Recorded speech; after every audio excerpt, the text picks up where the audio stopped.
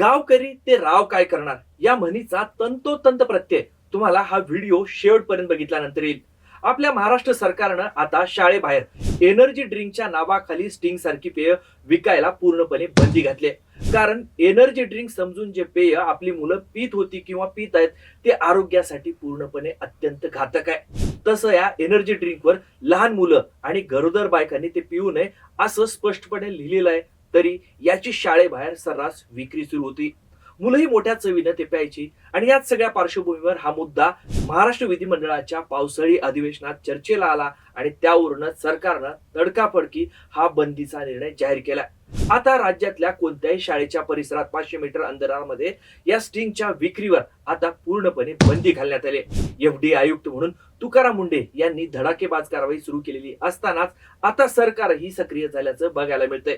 पण ही बंदी अचानक का जाहीर करण्यात आली? 20 रुपयांच्या बाटलीत असं दडलंय तरी काय? सरकारी यंत्रणेनंच या मोठ्या कंपन्यांची पोलखोल कशी केली आहे? आणि सगळ्यात महत्वाचं म्हणजे कोल्हापूर सांगलीतल्या गावांनी स्टिंग बद्दल काय निर्णय घेतला होता याचीच उत्तर आपण आजच्या साधं सोपं मध्ये समजून घेणार आहोत. त्यामुळे व्हिडिओ शेवटपर्यंत बघा आणि पुढे जाण्याआधी आपल्या सगळ्यांना विनंती आहे की तुम्ही अजूनपर्यंत टीओडी मराठी चॅनलला युट्यूबवर सबस्क्राईब केलं नसेल, सोशल मीडियावर फॉलो केलं नसेल तर प्लीज लगेच सबस्क्राईब आणि फॉलो करा.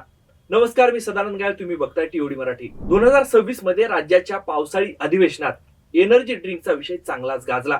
त्यामुळे सुरुवातीलाच आपण विधानसभेत नेमकं काय झालं ते समजून घेऊ. विधानसभेत आमदार विक्रम पाचपुते, राहुल कुल आणि वरुण सरदेसाई यांनी स्टिंग एनर्जी ड्रिंकच्या सेवनाचा मुद्दा उपस्थित केला. शाळकरी मुलांवर होणाऱ्या दुष्परिणामांचा मुद्दा अतिशय आक्रमकपणे त्यांनी उचलून धरला.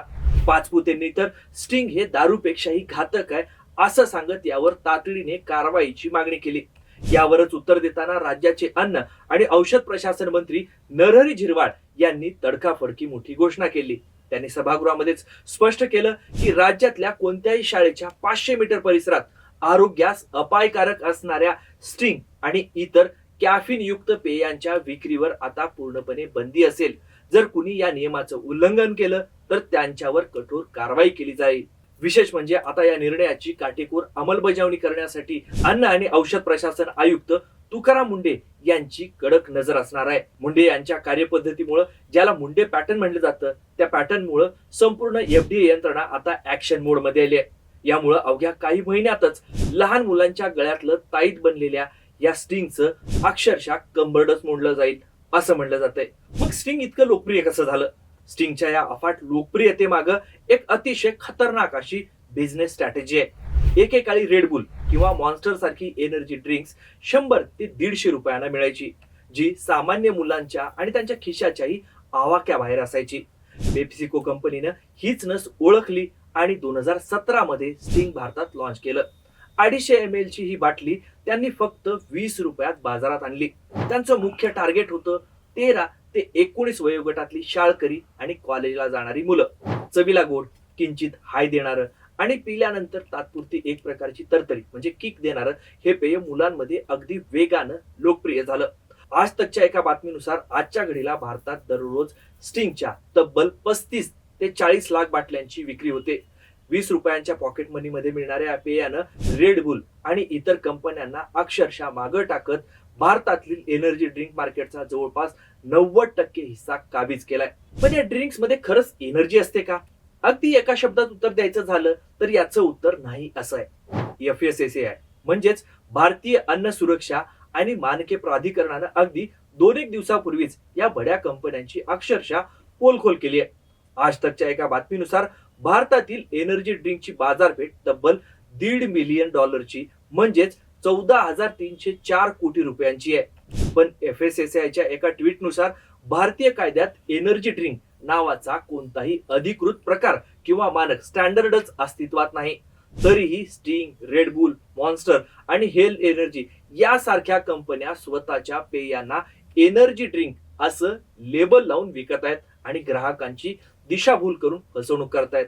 या कंपन्या आपल्या जाहिरातींमधून फोकस वाढतो, शरीरात एनर्जी वाढते, थकवा दूर होतो असे दावे करतात.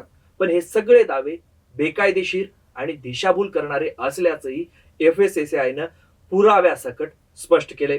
त्यामुळेच FSSAIनं आता स्टिंग आणि रेडबुल सारख्या सगळ्या मोठ्या ब्रँड्सना नोटिसा बजावल्यात. मग मुलांसाठी हे पेय धोकादायक का? तर याचं उत्तर या पेयातल्या घटकांमध्ये दडलंय. हे घटक लहान मुलांसाठी अक्षरशः जीव घेणे आहेत. स्टिंग संदर्भातीलच हिंदुस्तान टाइम्सच्या एका बातमीत पुण्यातील बालरोग तज्ज्ञ डॉक्टर शैलजा माने यांनी पालकांसाठी एक गंभीर इशारा दिलाय. त्यांच्या मते स्टिंग सारख्या एनर्जी ड्रिंकच्या एका बाटलीत 10 चमचे साखर असते तब्बल. तर एका निरोगी माणसाला दिवसभरात फक्त 6 ते 7 चमचे साखरेची गरज असते. त्याहूनही भयानक बाब म्हणजे या एका बाटलीत 200 ते 300 मिलीग्राम कॅफीन असतं, जे एकाच वेळी 6 ते 8 कप कॉफी पिल्यासारखं आहे. म्हणजेच 13-14 वर्षाचं मूल एका दिवसात 8 कप कॉफी प्यालं तर त्याच्या शरीराचं काय होत असेल? जिथं शहाण्या सुरत्या माणसालाही इतकी साखर किंवा कॉफीची गरज नसते, तिथं आपल्या मुलांच्या शरीराचं काय होत असेल? डॉक्टर वैशाली पाठक यांच्या मते या अतिरिक्त साखरेमुळं आणि प्रमाणाबाहेर असलेल्या कॅफीनमुळं लहान मुलांना निद्रानाश, चिंता, अँझायटी, उच्च रक्तदाब आणि लठ्ठपणा यासारख्या आजारांचा धोका संभवतो. अक्षरशः हे आजार या बालकांच्या शरीराला विळखा घालतात.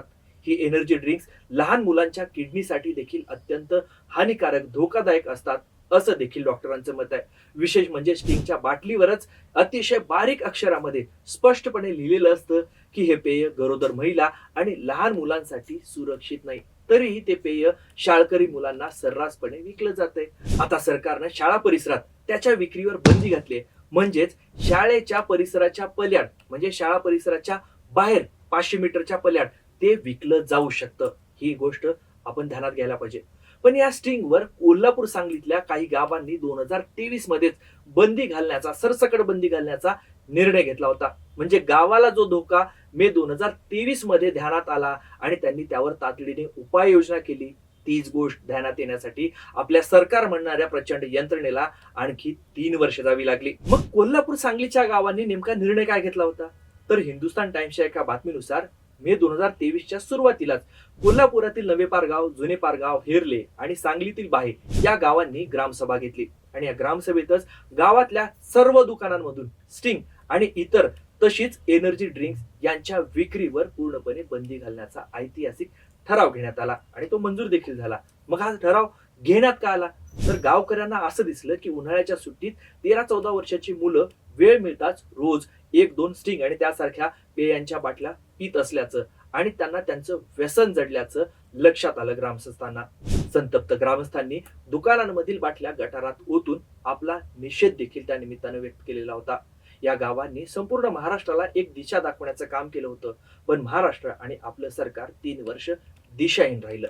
थोडक्यात काय, तर गावानं केलं ते रावाला, म्हणजेच सरकारला आपल्या करायला 3 वर्ष उजळावी लागली आहेत. आणि तेही केवळ शाळा परिसरात ही बंदी आहे. 20 रुपयांची ही लाल गुलाबी बाटली केवळ एक सॉफ्ट ड्रिंक नाही, तर आपल्या नव्या पिढीला आतून पोखरून काढणारं एक विष आहे असंच आता समोर येतंय. तुकाराम मुंढे FDA आयुक्त झाल्यानंतर सरकारनं देखील भायावर केल्यात. पण खरं काम हे पालकांना करावं लागणार आहे. कारण सरकारनं केवळ शाळा परिसराबाहेर, म्हणजेच शाळेच्या 500 मीटर परिसरात हे पेय विकायला बंदी घातली, पण 500 मीटर परिसराच्या बाहेर हे पेय विकायला मुभा दिली. त्यामुळं मुलांना हे पेयच न देण्याची खबरदारी पालकांना घ्यावी लागणार आहे. पण सरकारला उशिरा सुचलेल्या या शहाणपणाबद्दल तुम्हाला काय वाटतं? स्टिंग सारख्या पेयावर कायमची बंदी घातली पाहिजे का? स्टिंग वरची ही बंदी म्हणजे गुटखा बंदीचा जसा फज्जा उडाला तसंच होईल का? FDA आयुक्त तुकाराम मुंढे या एनर्जी ड्रिंक कंपन्यांना सुतासारखं सरळ करतील का? कमेंट करून तुमची मतं नक्की शेअर करा. हे माहितीपूर्ण विश्लेषण तुम्हाला आवडलं असेल तर व्हिडिओला लाईक करा, व्हिडिओ मित्रमंडळींना शेअर करा आणि अशाच अभ्यासपूर्ण विश्लेषणासाठी POD मराठी चॅनलला युट्यूबवर सबस्क्राईब करायला विसरू नका. सोशल मीडियावर फॉलो करा. हा व्हिडिओ शेवटपर्यंत बघितल्याबद्दल आपल्या सगळ्यांचे खूप खूप धन्यवाद.